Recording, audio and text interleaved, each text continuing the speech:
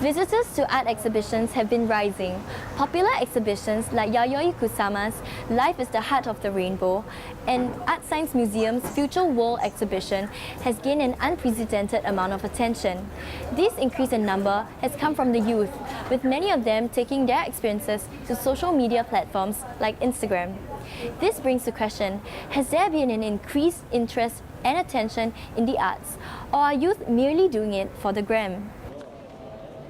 I think one of the most obvious things in choosing the types of artworks and the types of artists to exhibit, like you can see that they're more massive, they're more big scale, they look good on photos. I feel like that's a very important thing for a lot of museums to take note of. Singapore Biennale, for example, or Yayoi Kusama, there's always an official hashtag that's associated with the exhibition. So then it really brings to mind museums are constantly thinking about how they can make their presence on social media more well known, and then it affects like the way that youth go to museums and the reason why they go to museums also. I think firstly because for Yayoi Kusama, right, basically the exhibits are like super interactive, like people can lie down on them and sit on them. And from my experience, I would say that those exhibits are like a lot more popular. People are more keen on visiting these exhibits, and I guess also taking photos of the exhibits and showing their experiences on social media. I think that social media is always good because it really reaches out to a whole new group of people that you would have never reached out through traditional media, right? But the thing is, I think nowadays it gets a bit more overboard because now people are not going there to appreciate the art, they're going there more for the photos. I guess it gets very overdone when everyone is going to the same exhibit and taking the same exact angle and everything. I think everyone appreciates art in different ways. And if you appreciate it by just staring at it and creating your own meaning, then that's you, right? But some other people might appreciate it by reading the artist's intention. And I guess some others also appreciate it by taking photos of themselves with it. You go to more obscure art exhibitions, right, that not a lot of people know of.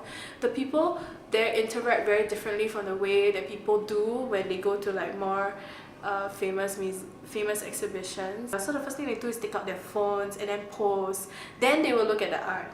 Yeah, but then if you go to more obscure exhibitions, phones are never, there. Because I think that the artist has spent so many hours, so much time making the artwork, and then the first thing that comes to your mind when you go there and look at a piece of art is to take a photo. It seems a bit ridiculous to me. I despise it, but then I acknowledge that it's a stepping stone. I think it's quite natural for people to see something that is beautiful, whether it's conceptually beautiful or just aesthetically beautiful and want to capture it, right?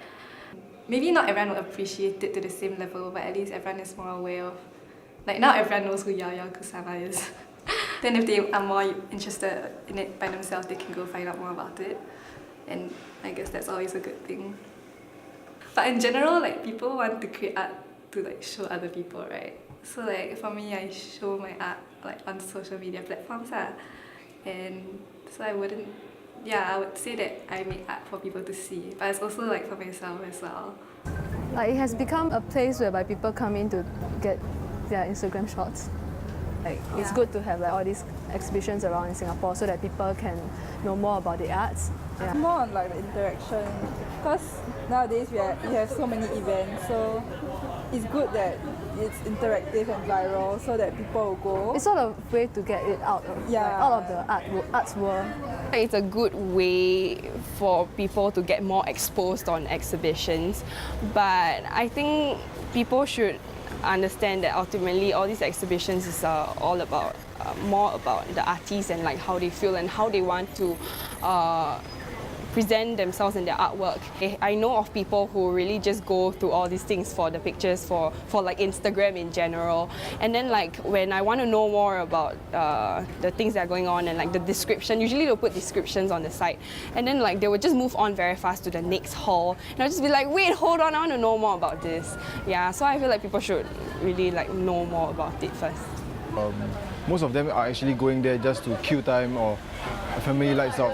And not many people actually know the true meaning about the purpose of the exhibition itself. I think it's a conflict that museums are always facing. I think on one hand they want to maintain that level of artistic quality that they've always been providing, but at the same time they also want to have more visitors because they have to like fulfill a certain level or a certain number. So then it becomes very conflicting for museums because they have to learn how to strike a balance between the two, be able to expose yourself to art in the first place in order to like really develop an appreciation for it. So then in some sense when museums curate exhibitions that feature like popular artists or like very massive pieces of work, right, that become very photo worthy, it actually helps to, I don't know, be a stepping stone for youth to like engage and appreciate art. So long as you go with some form of interest, even if you're there to take photos of yourself and then post it on Instagram, on like social media, right, but then you go there with a slight form of interest, these kind of exhibitions will entice you to attend more. The museum has to cater to like such a big group of people now, then you know it might in some sense like deter other people who really want to appreciate the works of Yayoi Kusama from even going to the exhibition. Yeah, because of the 20-second rule, and then like it really affects the museum experience, and then in some sense it affects the appreciation of the art as well. Like when you have a time limit, or like when there's too many people, then how are you going to even look at a piece of art? Never go in with your phone in your hand, keep it in your bag or something, you know? And then like go in, when you go into a space, like think about what the artwork is like, think about how it affects you, read what the artwork is about. This is Cheryl Tan reporting for Spectrum.